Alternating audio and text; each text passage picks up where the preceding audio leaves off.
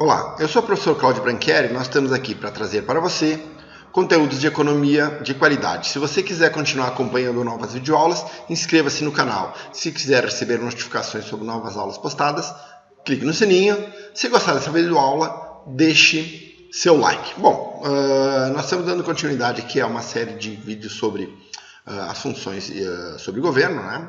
E a nossa aula de hoje é sobre tributação. De novo, uma aula introdutória, onde a gente vai ver princípios de tributações, tipos e classificação dos impostos. Tá? Vamos lá.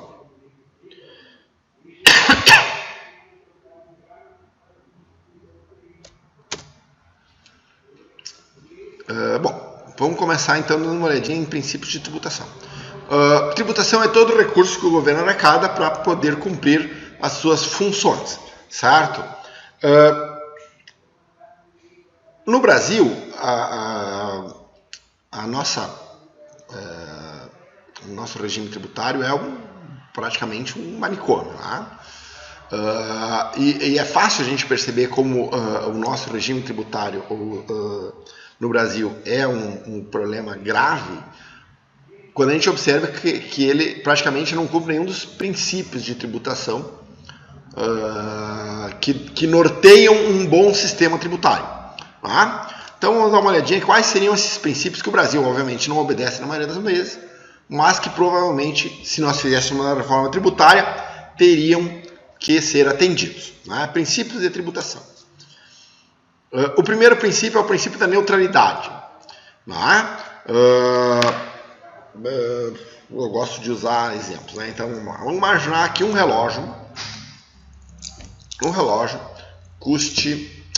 celular custe 3 relógios, sem impostos. Isso é um preço relativo, né? Quanto custa um celular? 3 relógios. Quanto custa um relógio? 0,33 celulares. Isso é o preço relativo. O princípio da neutralidade diz que sem impostos, se um celular custa 3 relógios, após os impostos, esse preço relativo não pode ser alterado. Certo? Isso chama-se princípio da neutralidade. Ok? Bom, no Brasil, eu vou dar um exemplo típico no Brasil, vocês vão entender como ele não é atendido e como isso impacta nas decisões de consumo dos brasileiros. Vocês sabem que o IPI, os carros pagam o IPI, né, que é o Imposto de Produtos Industrializados sobre o consumo. Então, quando você vai lá comprar um carro, você tem o preço, vamos imaginar que o carro custa 50 mil. Você vai pagar 50 mil mais IPI. Né? Se o carro for 1.0, essa alíquota de IPI é menor do que o carro com motor acima de 1.0, né? Ou de 100 cavalos. Vamos imaginar que você vai comprar um carro 1.0 e que ele esteja 50 mil. Você vai pagar 8 de IPI. Essa alíquota eu não tenho 100% de certeza, tá? Então eu posso estar equivocado, mas se não me engano é isso. 7,5%, 7%, 7,5%. De qualquer forma.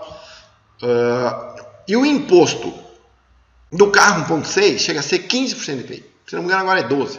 Então mudou essa alíquota, mas não tenho certeza.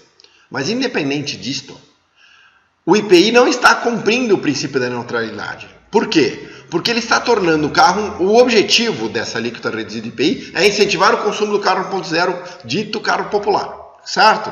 Na prática, as pessoas vão lá comprar, imagina que seja 8%, 6% e 12% de IPI. Se o carro é 50 mil e ele for 1.0, vai pagar 6%, ele vai pagar 53 mil reais. Esse é o preço do carro.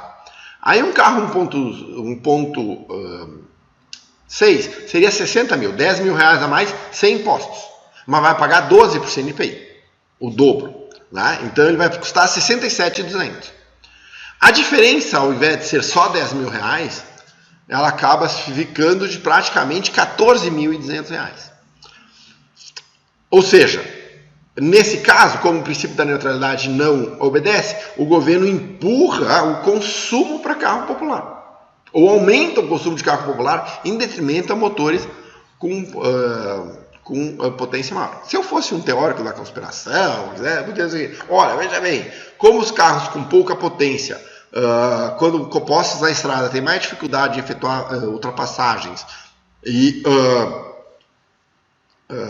a maioria dos acidentes de carro são feitos por ultrapassagens que não conseguem ser completadas, o governo, ao incentivar a produção de carro, o consumo de carro 1.0 através do imposto de produtos industrializados, está matando pessoas.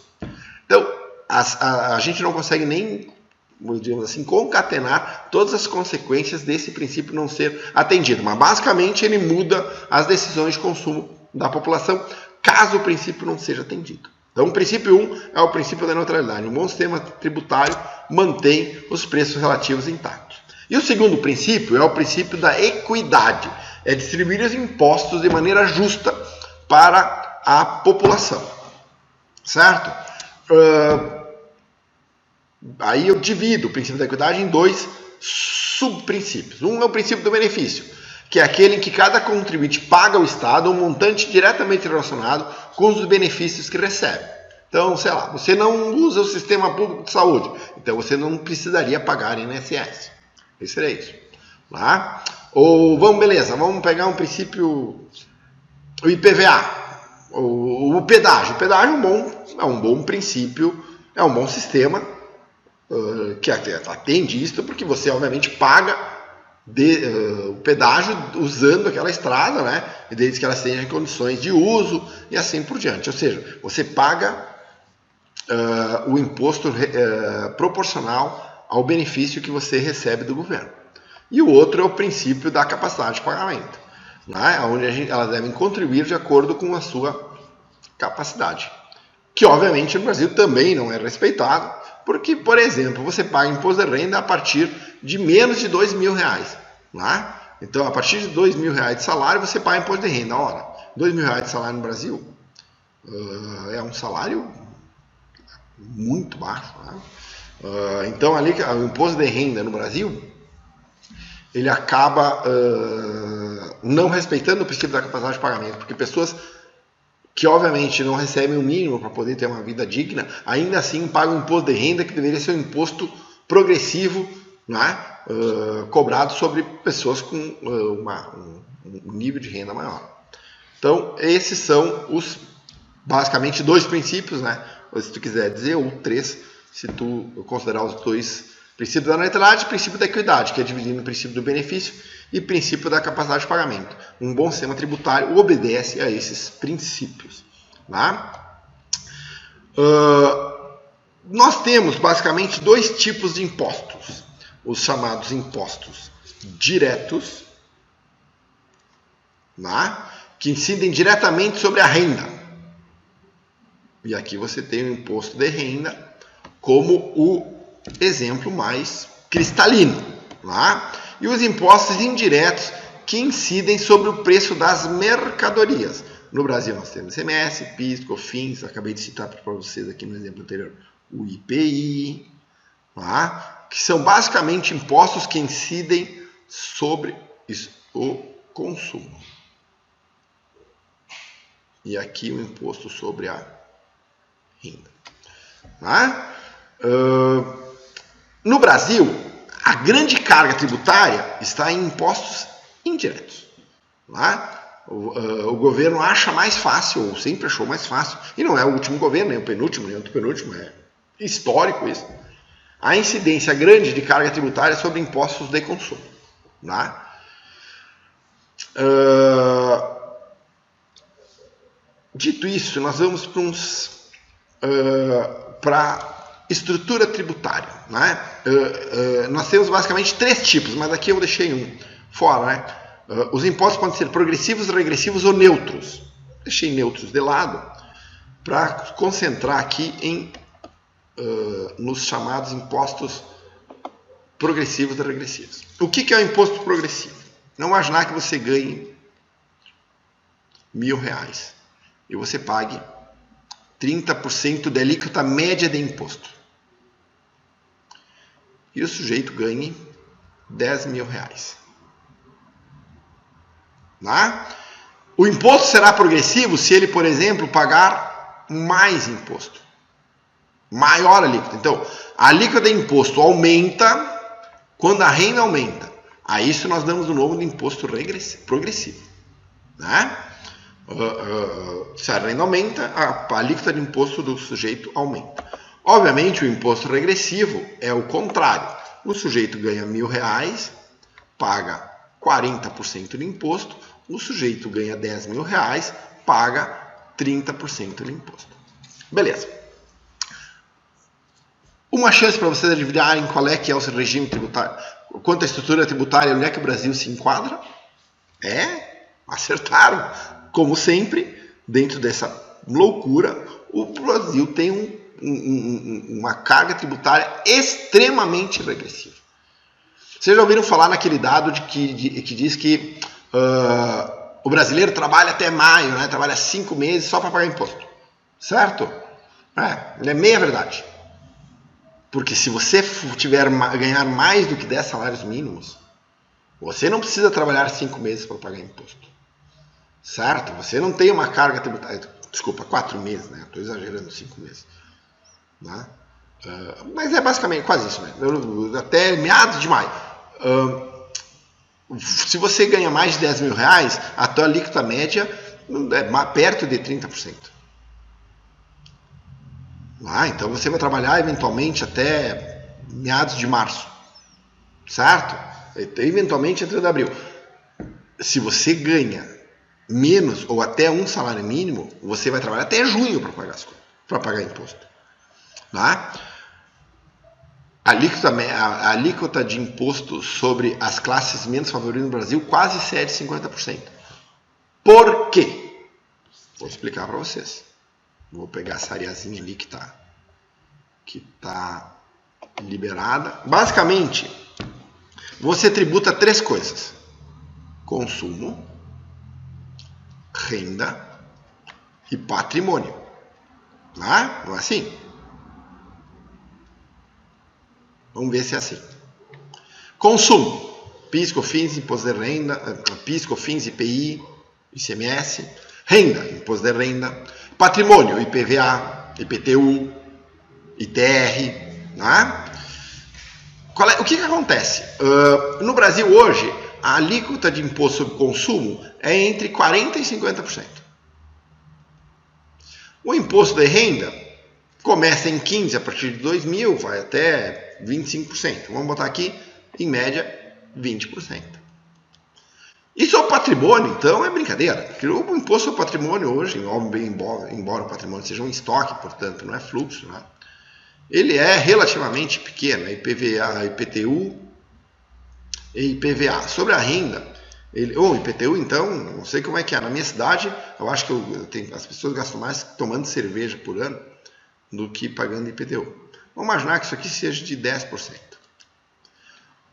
O sujeito que ganha R$10.000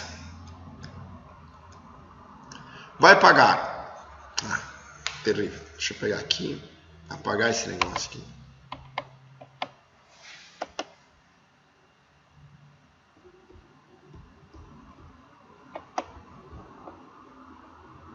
Um sujeito que ganhe R$10.000, ele vai ter a sua renda, ele vai pegar uma parte desses R$10.000, vai botar no consumo, uma parte dele, obviamente, dessa renda, ele já paga imposto de renda, uma parte ele vai usar para pagar o imposto sobre o patrimônio que ele acumulou, e uma parte ele nem vai gastar, porque ele vai poupar. Vai guardar na poupança. Tá? Ou seja, ele vai tributar só o imposto de renda, mas não vai tributar consumo, não vai tributar patrimônio. Certo?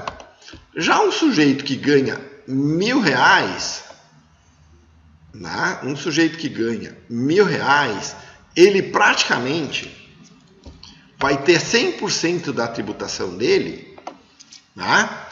Sobre consumo. Ele vai ter toda a tributação dele aqui, porque ele não paga imposto da renda, não está nessa alíquota, e principalmente não paga imposto sobre patrimônio, que como eu já vai ter que tipo de patrimônio. Não é? Então, por isso que o imposto no Brasil é regressivo, porque como minha alíquota de consumo é maior, e eu aloco grande parte da minha renda no consumo, se eu for pobre, porque eu só faço isso, né, e nem consigo consumir tudo para ter um bom padrão de vida, ele acaba pagando uma alíquota de imposto maior do que um cara que também paga imposto sobre o consumo, mas paga uma parte do imposto sobre a renda com alíquota menor e uma parte do imposto de patrimônio com alíquota menor ainda. Então, uma estrutura progressiva, ela teria que ter um imposto sobre renda de 40% e imposto sobre consumo de 20%. Né? Exatamente para que as pessoas de baixa renda pegassem todo o seu salário e pagassem uma parte, pelo menos na alíquota menor. Não é o que acontece no Brasil. O Brasil é extremamente regressivo. Extremamente, injustamente regressivo. Então o sistema tributário brasileiro é um troço maluco, porque eu sou, além de ser extremamente regressivo, cobro dos pobres uma alíquota de imposto maior, sob a desculpa de que eu quero fornecer bens e serviços públicos para essas classes menos favorecidas e entrego como contrapartida para quem paga mais imposto um serviço público de péssima qualidade. Por isso emerge aqui no Brasil, né, urge hoje, uma necessidade de reforma tributária. Tá? Porque não dá para se continuar com esse tipo de estrutura tributária, certo? É para isso então que a gente estuda, né? A gente viu as tributações. Essa foi a nossa aula de hoje. Espero que vocês tenham gostado. Eu vou deixar aqui uma aula sobre as funções públicas, as funções econômicas do governo, e uma outra aula para vocês também poderem assistir, né? Que vocês não têm assistido. Não esqueça de se inscrever no nosso canal. Foi um prazer ter estado com vocês. Até a nossa próxima videoaula.